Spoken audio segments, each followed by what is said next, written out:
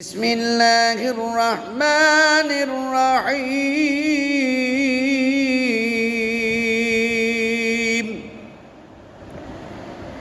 تلك الرسل فضلنا بعضهم على بعض منهم من كلم الله ورفع بعضهم درجات وآتينا عيسى ابن مريم البينات وأيدناه بروح القدس ولو شاء الله ما اقتتل الذين من بعدهم من بعد